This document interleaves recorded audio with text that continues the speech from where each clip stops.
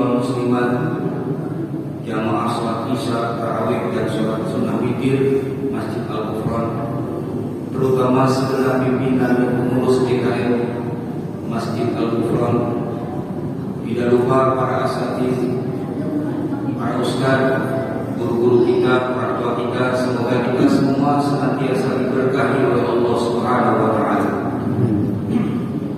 Ramadan kali ini sudah memasuki malam yang ke-14. Di dalam kita menjalankan amaliyah ibadah kewajiban berpuasa yang dibukukan Allah sejak tahun 2 Hijriah, setelah Rasulullah Nabi Muhammad SAW 2 tahun hijrah di kota Madinah. Ramadan pada tahun kedua Hijriah Nabi katakan sebagai Ramadan yang berbeda dengan Ramadan sebelumnya. Artinya berbeda dengan Ramadan sebelumnya, berbeda dengan Ramadan di tahun pertama Nabi ada di Madinah. Begitu juga Ramadan yang sangat berbeda saat Nabi masih berada di Mekah Mukarramah. Salah satu yang membedakan pastinya karena Ramadan sebelumnya belum ada istilah iftaradu alaikumusya, itu kewajiban atau kewajiban melaksanakan ibadah puasa wajib. Artinya Ramadannya ada, kewajiban berpuasanya belum ada. Maka kemudian Nabi katakan di tahun kedua Hijriah itu dengan sukacita, gegap gembira dan bergembira dia Nabi kumpulkan semua para sahabat-sahabatnya. Kenapa demikian? Ya karena tahun ini berbeda dengan Ramadan sebelumnya. Ada hal-hal yang perlu Nabi sampaikan kepada mereka. Apa yang harus mereka lakukan, apa yang harus mereka kerjakan, dan selayaknya apa yang kalian harus optimalkan pada Ramadan tahun ini dan Ramadan selanjutnya. Kalau bahasa saya berarti Ramadan tahun kedua ini di mata Rasulullah sebagai Ramadan yang memiliki daya tarik dan daya pikat. Nilai-nilai keimanan atau hidayah Islam yang dipatrikan dan diarahkan Allah di sanubari kita. Memang ada hal-hal yang menjadi daya tarik. Ada waktu-waktu mustajab di dalam kita membangkitkan dan membangun kedekatan kepada Allah, seperti tengah malam kita melaksanakan tahajud. Bukan berarti di bawah jam 11, di bawah jam 10 tidak mulia, tapi memang itu waktu mulia yang disediakan Allah. Wa minal laili fatahajjad bihi nafilatan lak asa ayyab'asaka rabbuka maqaman mahmuda. Allah tuh memfasilitasi waktu mustajab. Ayo gunakan. Allah sudah kasih jalan tuh, tapi tidak semua hamba-hamba Allah mau memanfaatkan fasilitas itu. Bahkan di dalam hadis qudsi disebut wa'lam, ketahuilah oleh kalian anna syarafal mukmin, bahwa kehormatan kemuliaan seorang beriman atau pribadi yang beriman qiyamuhu bil lail, ketika dia bisa bangun di waktu malam dengan mengisi nilai-nilai kesolehan. Apalagi dengan Ramadan yang setiap detiknya, menitnya, jamnya, bahkan puluhan jamnya semua memiliki hasanah kebaikan yang nilainya dilipat gandakan oleh Allah Subhanahu wa taala. Maka Nabi kumpulkan kepada sahabat. Di tahun pertama Nabi menjelang datang Ramadan biasa. Sama-sama kumpul ya kumpul. Enggak, Nabi tidak melakukan itu. Tapi di tahun kedua Rasulullah kumpulkan semua. Dijelaskan di dalam kitab Musnad Imam Ahmad dari riwayat Abu Hurairah radhiyallahu anhu, sahabat Nabi yang terbanyak meriwayatkan hadis-hadis Nabi di semua kitab hadis. 5.374 hadis. Meskipun Abu Hurairah bukan orang Madinah, juga bukan orang Mekah, tapi dia menjadi sahabat yang terbanyak dalam meriwayatkan hadis Nabi. Apa penjelasan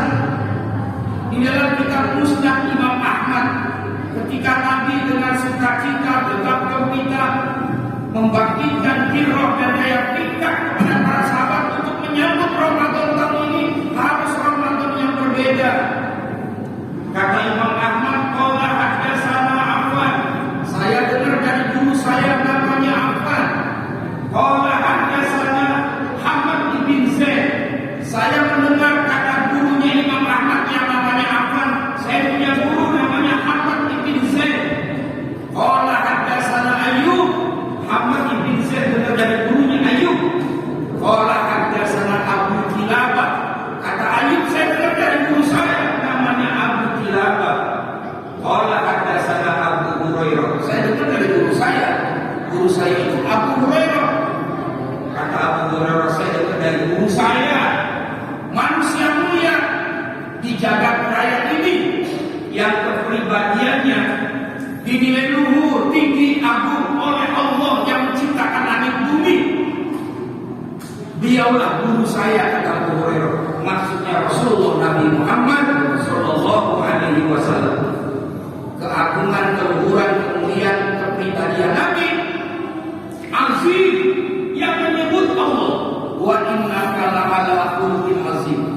Sesungguhnya pada diri Muhammad memiliki akhlak yang azim.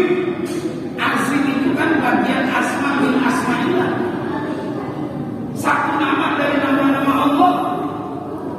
Karena yang melekat pada diri Nabi Muhammad SAW min qaulin au fi'lin au takririn au sifatin, ucapan Nabi, perbuatan Nabi, bahkan diamnya Nabi, itu semua dalam bingkai kontrol pengawasan Allah. Maka di dalam surah An-Najm disebut wa ma yantiqu 'anil hawa in huwa illa wahyun yuha. Tidak ada yang dilakukan oleh Nabi Muhammad sallallahu alaihi wasallam kecuali semuanya berdasarkan wahyunya Allah. Apa itu yang disampaikan Nabi supaya Ramadan ini berbeda? Kata Nabi, qad ja'akum Ramadan yubashshiru ashaban, bergembiralah kalian, bersukacitalah kalian. Bukankah bersukacita gembira dengan datang Ramadan hadisnya dhaif Ustaz? Ya, kalau pakai hadis al-Farih bin Ramadan itu hadis benar. Meskipun kalau dilihat banyak jalur jadi naik. Hasan Nidoi begitu menurut penelitian ulumul hadis. Makanya saya nggak pakai hadis al-Farih, saya pakai hadisnya Imam Ahmad. Saya sebutkan nama kitabnya, saya sebutkan jalur sanad keilmuannya supaya ada bentuk tanggung jawab. Menambah wawasan keagamaan itu sekarang banyak cara. Bisa lewat lembaga formil, bisa non formil, bisa lewat darat, bisa lewat udara. Betul, itu menambah wawasan. Masa pandemi berapa kali kita menggelar pengajian dengan cara Zoom karena nggak boleh berdekatan. Bagus, maksimal. Enggak, berbeda dengan orang yang duduk mendengarkan kajian ilmu, dia buka kitab, ada guru yang memandunya, ada narasumber dan rekomendasi kitab yang dijadikan acuan. Itu lebih tertib. Kalau soal mengandalkan YouTube, Google bisa, nggak mesti kita anak istri pintaran dia, tapi nggak bisa jadi panduan. Makanya Imam Ahmad bilang, saya dengar dari guru saya, dari guru saya, dari guru saya, dari guru saya, terus sampai kepada maha guru di antara makhluk yang lain, yaitu Rasulullah Nabi Muhammad SAW. Qad ja'akum Ramadan, iftarada alaikum siyam ayat semua, ya. Bergembira karena tahun ini Allah mewajibkan kita semua berpuasa. Perintah asalnya begitu. Karena dasar perintahnya diwajibkan berpuasa. Dalam pemahaman umum tidak makan, tidak minum, termasuk tidak bercampur suami istri. Itu pun berlaku di awal-awal puasa. Jangan bapak-bapak, ibu-ibu bayangkan. Sejak Allah perintahkan kewajiban berpuasa di kutiba alaikum syiyam kama kutiba alal ladzina min qablikum la'allakum tattaqun. Bila ayat disebut faman syahida, apabila kamu menyaksikan, faman syahida minkum syahra, apabila kamu menyaksikan salah satu di antara kalian datangnya bulan Ramadan, falyasum, berpuasalah kalian. lalu kita terjemahkan seperti yang asumsi kita. Oh, puasanya ya kayak kita dari terbit fajar hingga terbenam matahari. Enggak, itu Ustaz Niko. Siapa yang bilang Nabi Muhammad di awal-awal puasa di terbit fajar hingga terbenam matahari? Enggak, itu menurut kita. Coba lihat panduan semua kitab tafsir. Kalau ada orang yang komplain, saya bicara begitu, boleh dibaca saya. Mana ada di awal-awal Ramadan wajib puasa? Nabi melaksanakan dari terbit fajar hingga terbenam matahari. Nah, yang dikerjakan Nabi itu pada Isya sampai maghrib, itu benar. Berbeda ketika turun ayat selanjutnya itu Al-Baqarah 187. Karena ada seorang sahabat sampai 2 hari 2 malam nggak makan nggak minum.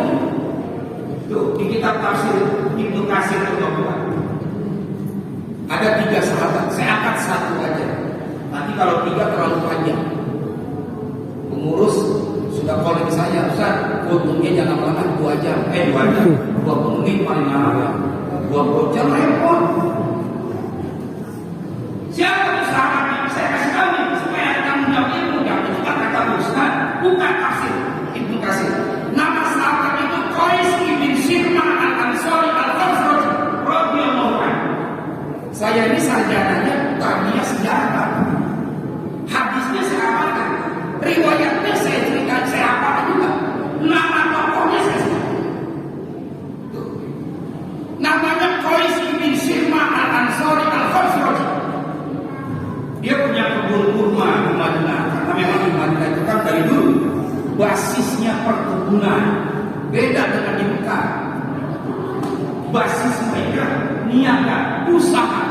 Makanya disebutnya ila Quraisy, ila hibbi ala sikah wasai. Banyaknya pedagang. Pagi dia ke kebunnya, dia gali, dia cangkul. Siang dia istirahat sholat di Masjid Nabawi, istirahat lagi, masak, berhenti lagi, sholat lagi. Mungkin karena lelah letih istirahat, dia bilang sama istrinya, Bu, ini kan sudah asar, Bapak baru saja melaksanakan sholat bersama sahabat dan Rasulullah. Nanti kalau maghrib bangunin.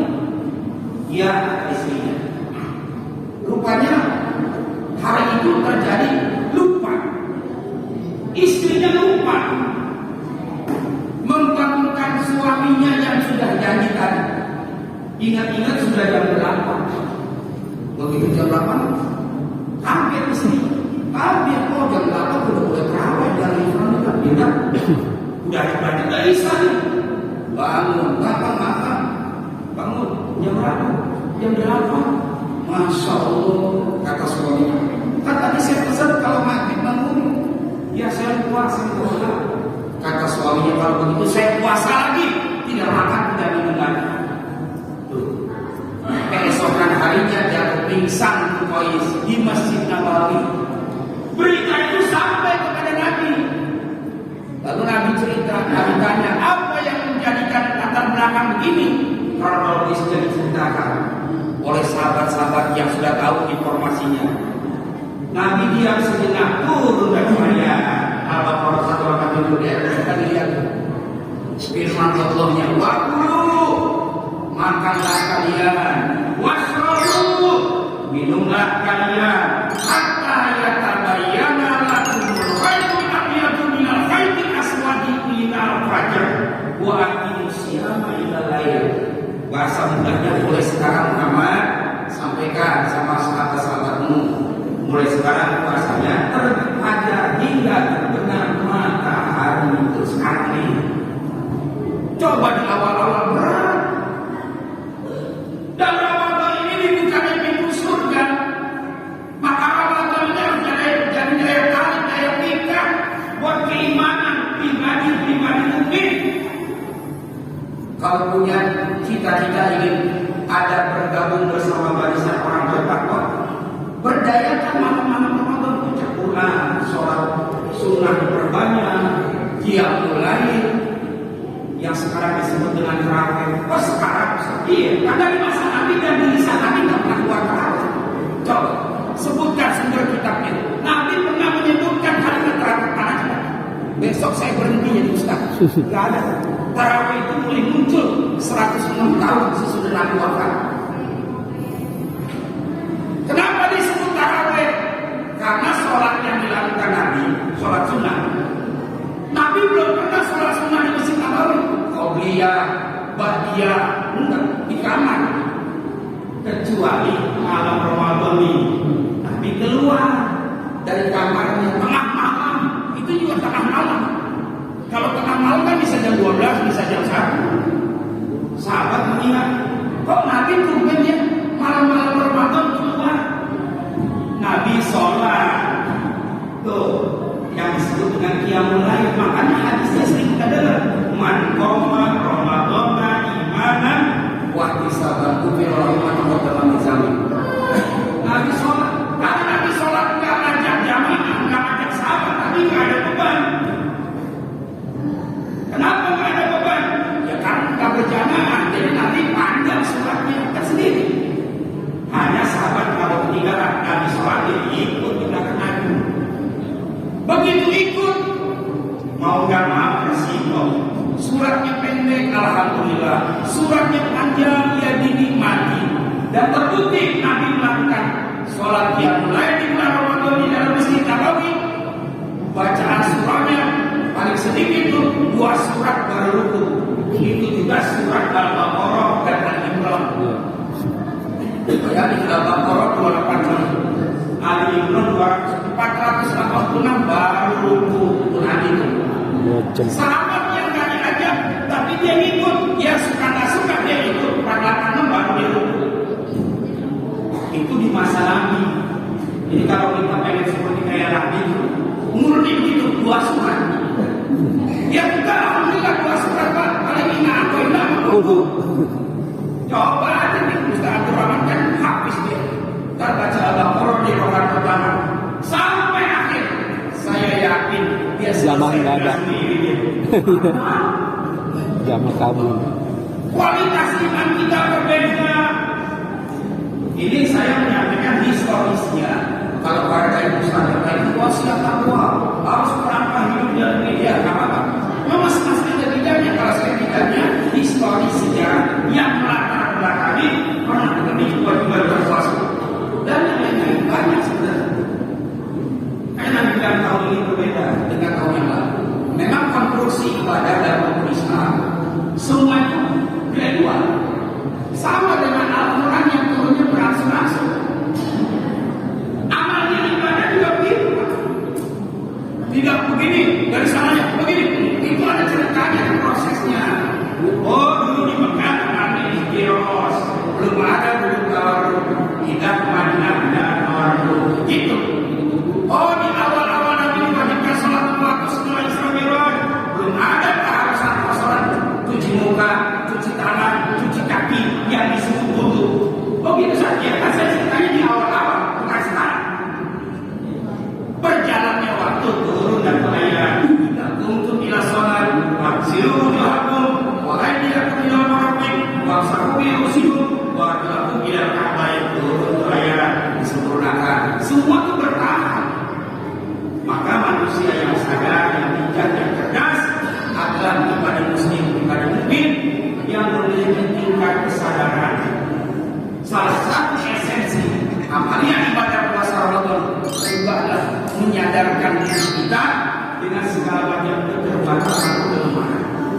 Oleh karenanya, makanya sadarnya ada lemahnya, ada keterbatasannya, saling melengkapi, saling mengingatkan.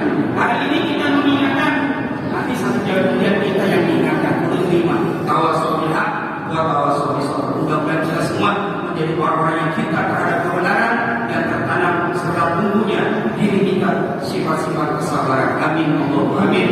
Ini Ustaz, kalau secara keilmuan yang Ustaz tahu, lebih kemana sholat tarawihnya tuh? Apa yang 23, apa yang 11, yang secara hadis, secara ilmunya lah ya? Ya kalau secara historis sejarah, benar. Tarawih itu kan bentuk jamak dari tarwihah. Tarwihah itu sholat yang dilakukan dan setelah usai sholat, arti setelah salam ada jeda istirahat. Itu namanya, kalau sekali itu namanya tarwihah. Kalau 2 kali istirahat namanya tarwihatani. Tapi kalau 3 kali, 4 kali, 5 kali, bahkan 10 kali, bahkan 20 kali istirahat, itu namanya tarawih. Jadi condong cenderungnya ya secara bahasa begitu, itu namanya sholat tarawih.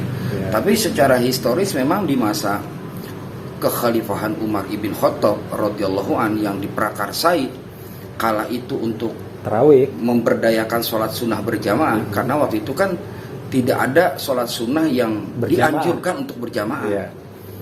Bahkan sampai Nabi pun keluar dari kamarnya melaksanakan sholat qiyamul lail di bulan Ramadan di awal-awal tahun kedua Hijriah itu, Nabi nggak ngajak para sahabat. Iya, sendiri Cuma lah. para sahabat itu kan sudah diinformasikan di awal-awal bahwa ini Ramadan berbeda dengan yang kemarin. Ya, seperti yang tadi udah Optimalisasikan, sampaikan, maksimalkan Pak. dengan Ya. segala kesolehan. Jadi melihat junjungan gurunya melaksanakan sholat Rasulullah, ya dia ikut dengan segala resiko. Ternyata kan di luar dugaan mereka, pikir mereka mah sholat sunnahnya Nabi ya taruhlah bacaan panjang, paling 100 ayat ruku. Ini kan enggak. Iya. Al-Baqarah selesai, Iya. nyebrang Al-Imran. kali Imran. Iya.